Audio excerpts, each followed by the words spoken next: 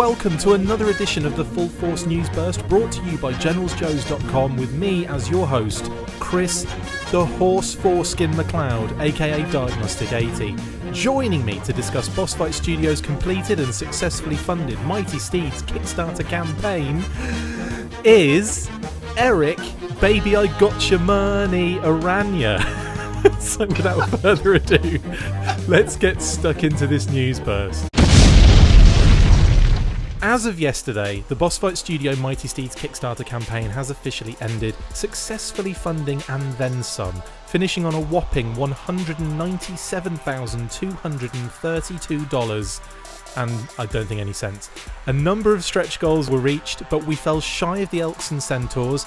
Even so, the Kickstarter was a huge success, and now we can look forward to getting those amazing horses delivered. First up, Erik, massive congratulations on the campaign. How are you feeling today? Relieved? Happy? Still in Kickstarter mode? First off, thank you. Thank you to everybody. You're welcome. Oh, I just thought you meant me. Well, you too, but thank you to everyone who contributed. Thank you to everyone who shared it and just told other people about it, even if you couldn't contribute. Thanks you all around. Katrina and Fred and the rest of the Boss Fight team, we all worked really hard on it. And that's why it's only you that's here at the moment, because the rest of them have just collapsed, right? Yes, they've all died, and I did the least on it, so lazy that I am. Or you're just going above and beyond. That could be what it is. Yeah, we'll go with that. Let's go with that one.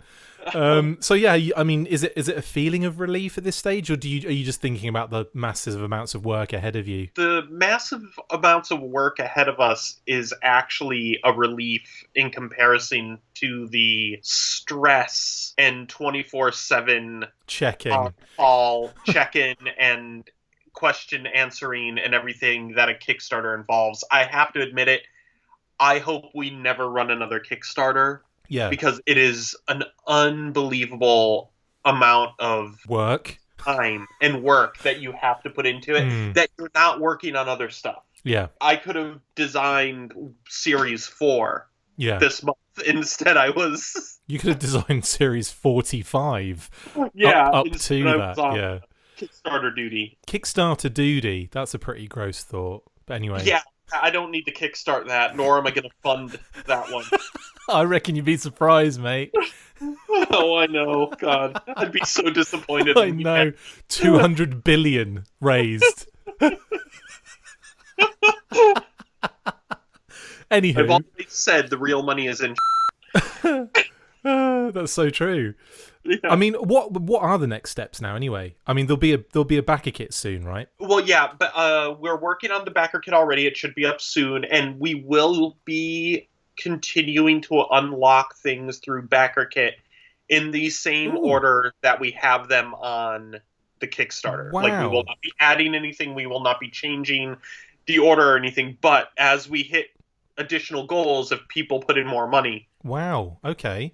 That's a pretty big incentive for people going into the backer kit, yeah. Well, I mean, it was something that we hadn't really thought about, and then we realized that a number of other toy Kickstarters over the past year had done that as well. So we were like, you know what? Let's just keep it going, and maybe we can unlock a few more items. That would be pretty cool. Yeah, and we'll let everyone know as things happen and stuff like. Because the backer kit is not as publicly known. Like, people do not see the backer kit publicly making money and everything like that. So we will have to keep track of it ourselves. Just get like one of you to count each dollar every time it comes in. Yes, we have to recount from scratch every time somebody adds. Or I can imagine, like, it's one of you, like, with a chalk against a massive, like, prison wall, just etching every time a dollar comes through, just etch. Okay, so that'd be cool. And when are we looking to expect that? We're already working on it, so it shouldn't be very long, and we'll keep it running. And again, we'll let everyone know as soon as it goes up. Anyone who contributed, you'll get messages. We'll put it on Facebook. We'll put it on, Twitter and all that stuff. MySpace. Devo. Friends Reunited. Yeah. X videos. And all of the tubes then. And how long would the backer kit stay active? We're leaning on leaving it active for quite a long time until... Forever.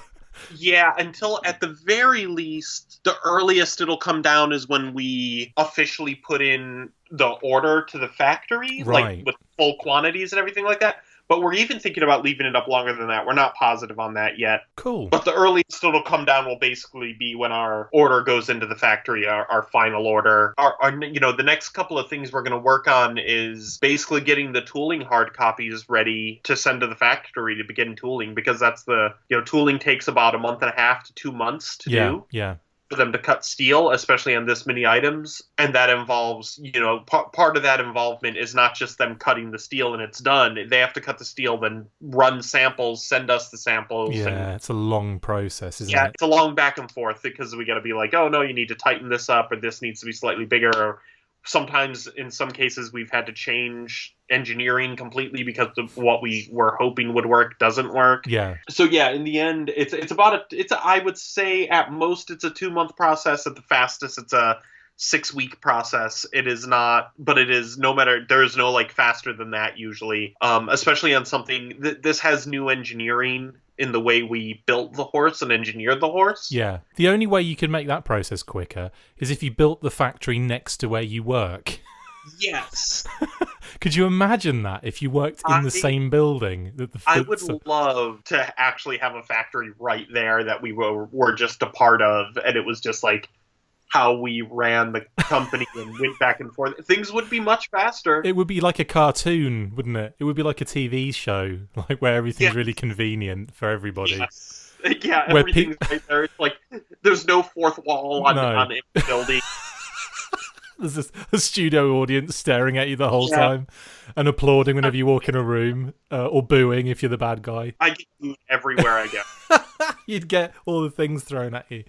I reckon that would be amazing, though, wouldn't it? Having that right there next to you. I think that obviously that is one of the major issues in manufacturing in general at the moment. I mean, all of the money seems to go on the back and forth between companies and factories in different countries, and that is one of those things I've always kind of like wondered about. But then obviously, I mean, the obvious thing is it's a lot cheaper to do in other countries. Labor-wise, yeah. Yeah, so it kind of makes a lot more sense that way. But then I feel like the costs are getting so dramatic now that you'd be better off just running it from your own country. I'm not sure if that's like a viable way to go, if they've even got factories like that in this country. Well, it depends on what. Well, there are factories in America, but they don't run the same stuff. And one of the things that people don't realize is it's not as easy as just building the machinery here and starting up a factory. It also has to do with the raw materials that you have to import and everything like that. Yeah.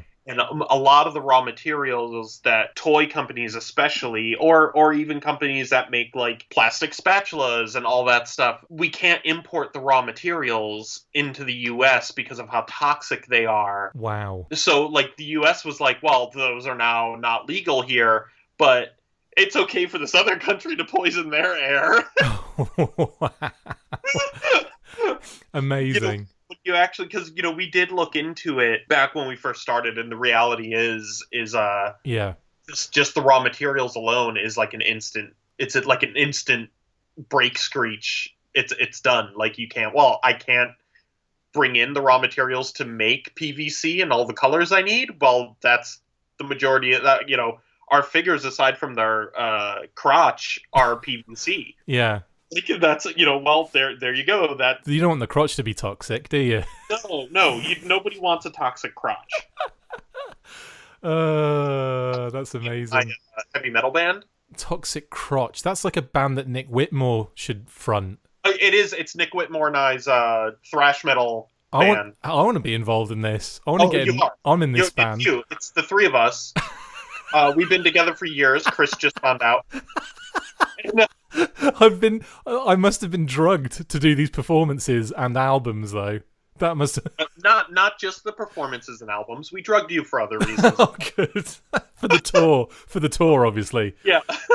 Yeah, just in case any kids are watching. I'm kidding. That's amazing. Okay, so related to that, do you foresee any issues in production with these? It's a slightly different process. Well, not process, it's a slightly different product than the figures, but obviously the same kind of materials are being used.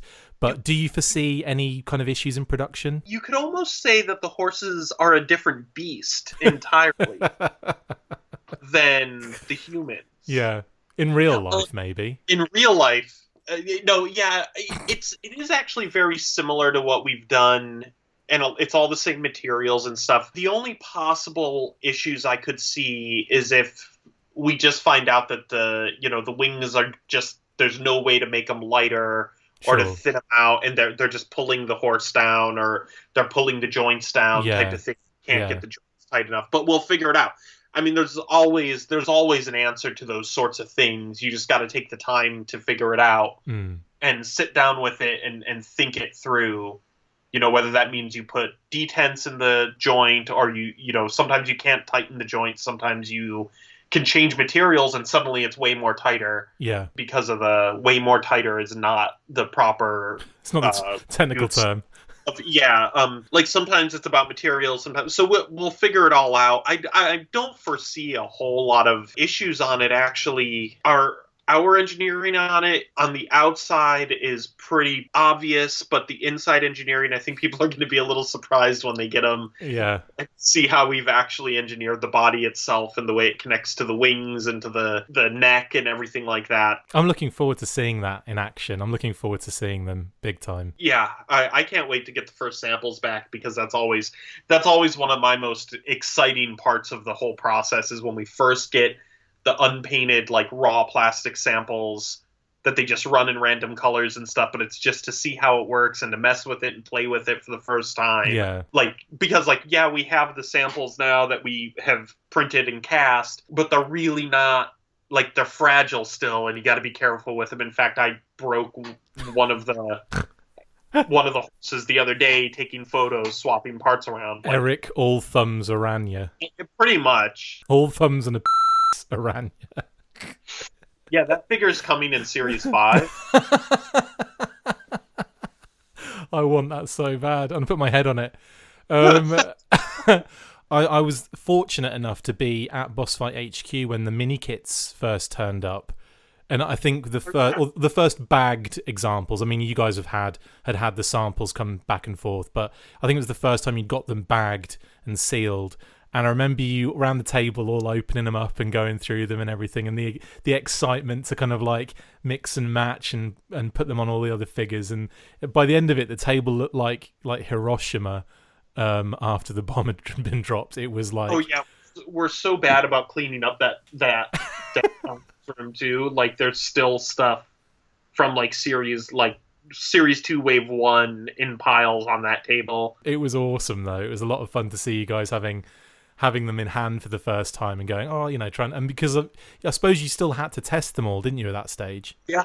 Yep. The fun of quality control is that you get to open all of them straight away with no guilt attached to it. Yeah. So, how did you guys celebrate last night? Separately. Aww. We there's so much stuff going on that we couldn't all be together this time like we were last time. Yeah. And Katrina is in Montana visiting her family this week, so I even couldn't, Trina and I weren't even together. Yeah. Oh, that's a shame. Early this morning to go to skating, so it was it wasn't a huge celebration type of situation this time. Oh, you're gonna have to celebrate when the first actual figures start getting shipped out. You can kind of relax then. That's a joke. So I mean, this is also overlapping the work you're doing on other things as well, isn't it? So it's not even like you can focus on one thing at a time. It must be pretty constant workload. Yeah, it never really slows down because we're working on this big job for another company right now as well that I can't talk about. So working on kind of revamping Series 3 before we start sculpting. We're working on the last couple of waves of Series 2. We're like, there's so much stuff going on. You know, we want to do another series of blind bags. We want to do, so we also have new product coming that we haven't announced yet, like new toy lines completely, like branching out from Vitruvian hats and Bucky O'Hare.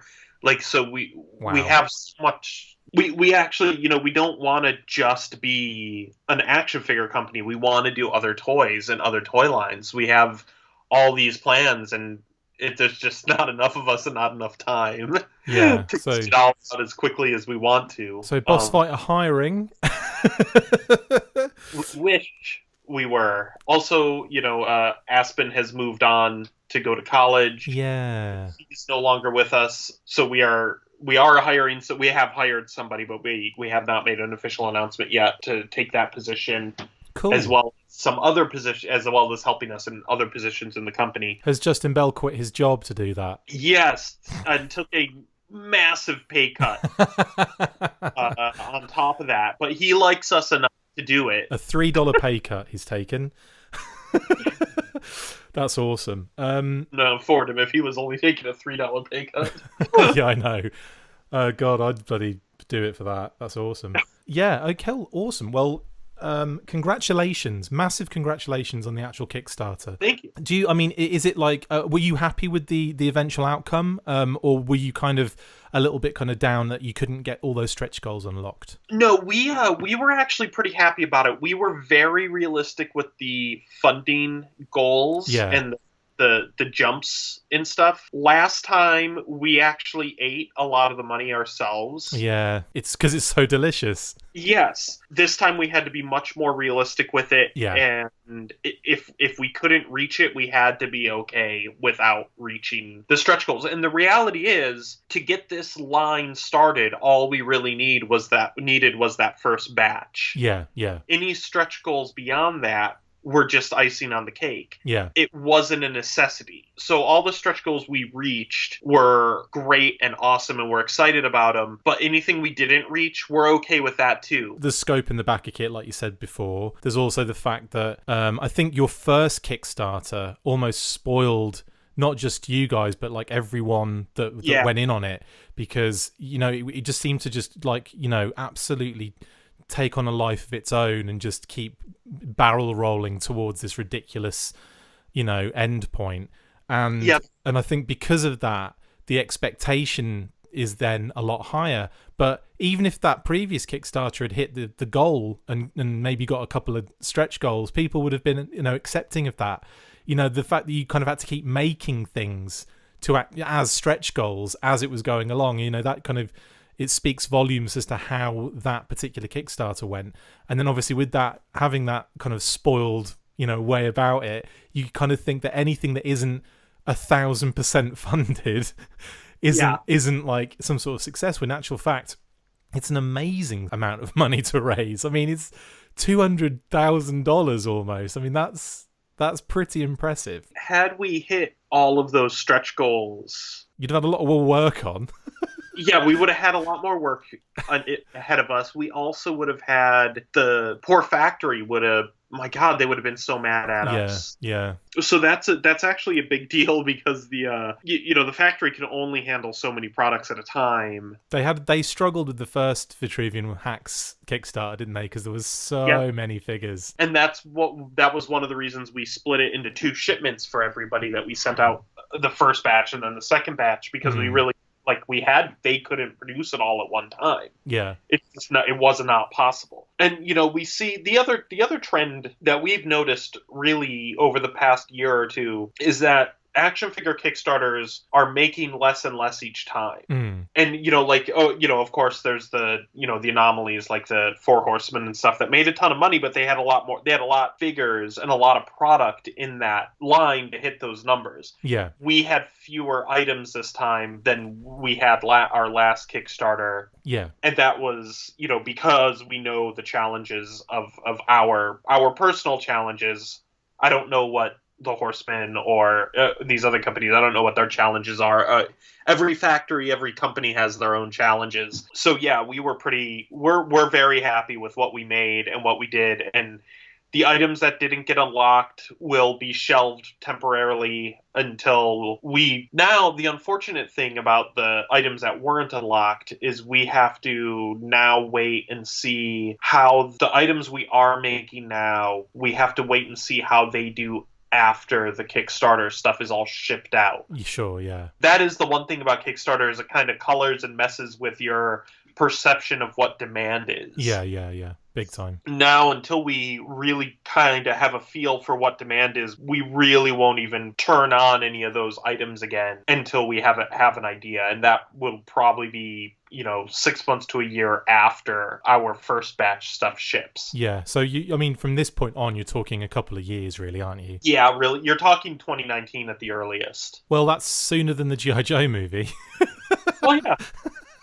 But no, I know what you mean, and that's just to get like an idea of whether you can actually do it or not. So, yep. Then on top of that, you've got the production time, all that kind of the same elements of the 6 month waiting scenario, and then the eventually kind of getting it back in and then sending it back and then getting it back again. So it's just not an easy process. So the other thing that Kickstarter really does is it exposes the period of time that other companies never show. So all of a sudden a product is out and you're like, oh, that's cool, I didn't know this was coming out, because there wasn't a Kickstarter attached to it. Yes. Now that the Kickstarter thing has really kind of opened people up to the inner workings of the design process, the manufacturer process, the production, all that kind of stuff.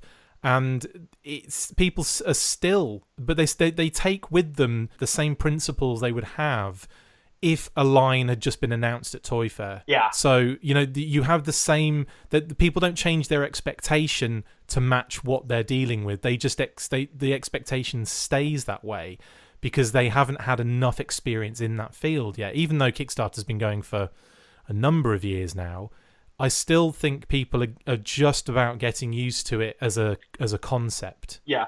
It's from design to shelf is a little over a year. Yeah. In general. I mean, it can be done faster, but you are cutting corners. Yeah, you're sacrificing a lot of quality. Yeah. You're sacrificing somewhere in order for it to go faster.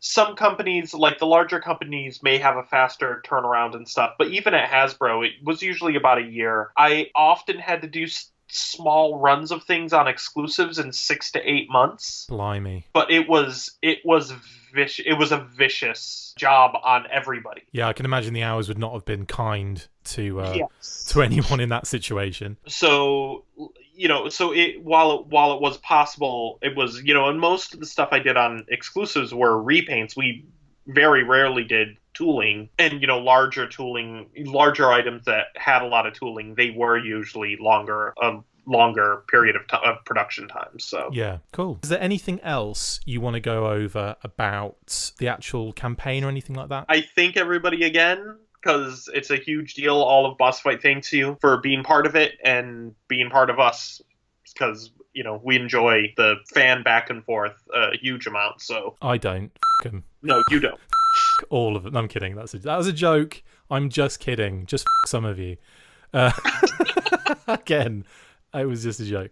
Nobody get Well, thank you so much for joining me to chat through the massively successful Mighty Steeds Kickstarter. Again, congratulations, buddy, and love to all of the guys at Kickstarter, at Boss Fight, Kickstarter. No, love to everybody. And I know you guys are going to be under it for a long period of time, but, if there's anything you need, ask somebody else. That's it for this installment of the Full Force News Burst. Thank you to my awesome guest, Erik. See you next time, and as always, full horse! Make sure you get involved with the discussion by liking, sharing and commenting on these videos, and as always you can keep up with the show after listening by following on Twitter @TheFullForce, liking the Facebook page facebook.com/TheFullForce, and if you would like to contact the show you can message us on either of these platforms with feedback, questions or to say, who do you think you are? A serious operation now? No, not even close. Look out for more of these news bursts that we are posting on the Facebook page from now on. Full Force.